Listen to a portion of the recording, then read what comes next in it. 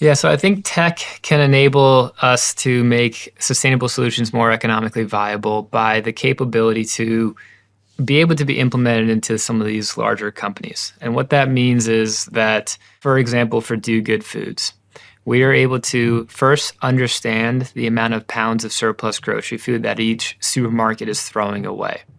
And when we quantified that and we overlaid that with actually how many pounds of food would typically go into landfill, you could actually create an economic understanding of that and go to them and say, we will pick up the food for this price or for free. Do Good Foods, we actually pick it up for free. So we save them a lot of money on a daily basis and a weekly basis and take what was typically a cost and make it actually a net positive for them. The technology then is overlaid with how are we taking that surplus grocery food and upcycling it into our feed. And on the back end, it's then really engaging and empowering the consumers. But the technology throughout, from literally the ascertaining the specific information to then the conversion to create a product that then can validate the consumer adoption of that in the marketplace, is really how we kind of made this economically viable. So we pick up the surplus grocery food for free and we hand the retailer back a standard retail product called Do Good Chicken that they make their retail margin on it. So when they look at this circular economy, yes, they love the ESG, they love the sustainability benefits, but first and foremost, let's go talk to your CFO because this is actually the most profitable piece of chicken for you. And that's what's so unique and powerful about tech. So tech has been amazing from, you think about collection of surplus grocery food at Do Good Foods. You have a tremendous variety of food coming to you on a daily basis. And we're collecting from 450 supermarkets. So we source separate produce in one bin and meat in the other bin. But then when we get back to our production facility, that's when the technology and the algorithms take over. They measure and weigh every single bin, and then based upon AI and based upon the 2 million lines of code that we have, we are able to then designate the specific bins through our process that then create a specific recipe of produce and meat on a daily basis going through our entire operations.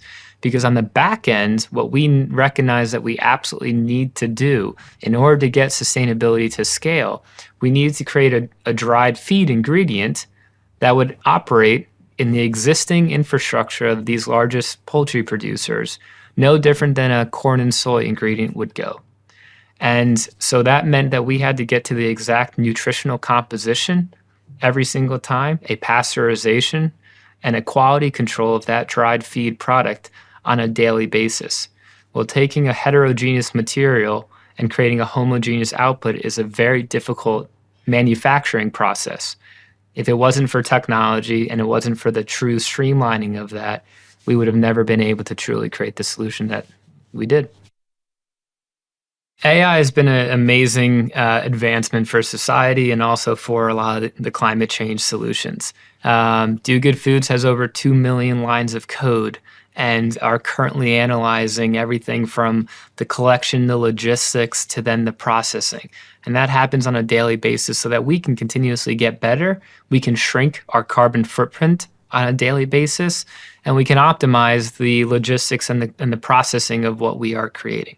Additionally, in Lollyware, which is a seaweed-based bioplastic company, AI was actually implemented with all of our seaweed PhD scientists because there's a lot of different inputs and quality of a variety of different seaweeds. Well, when we backed into, we wanted to create what looked and felt exactly like a plastic resin, but yet made with 100% seaweed, we knew the end characteristics of what a plastic resin was. And we knew how to compress seaweed into what looked and felt like a resin. But the quality and the material and the characteristics of what seaweeds at what percentage went into creating that seaweed resin took a whole lot of development. It was about 4 or 5 years of development of creating the right specific cocktail of seaweed to then create that resin. And so I think AI will continue to enable that type of development to happen in a much greater, quicker way. It helped us. And as we now expand into different products and different solutions, it unlocks the capability to do what typically took 10 scientists to do for 5 or 6 years. Hopefully, we can do it within a couple months. So I was actually just this past weekend with one of the heads of Google Quantum AI and the developments of what they are truly revolutionizing from and the speed as to which they can create solutions for problems.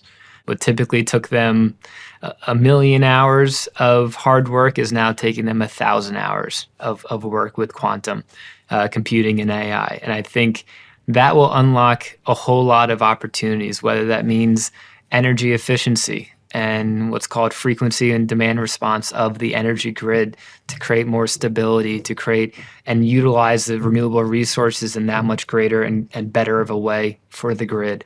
Whether that means from a logistics perspective, how do you actually start to quantify the greenhouse gases associated with the entire supply chain?